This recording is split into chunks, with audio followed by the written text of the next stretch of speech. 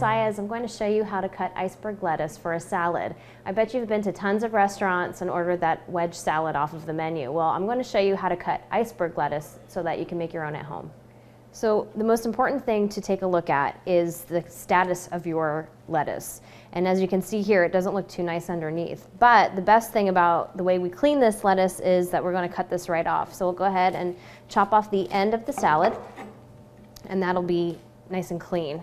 And then any of the outside pieces of your lettuce can come right off, because this is really not a nice piece at all. We don't want to eat that, so we'll discard that.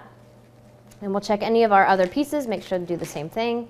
And once we've removed all of the not so nice pieces of lettuce, we'll go ahead and start cutting our wedge. So all you'll do is take really right down the center of the lettuce.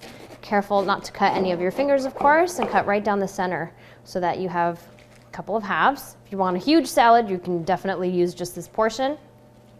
We'll get rid of this piece too. Otherwise, we can go ahead and cut it into quarters.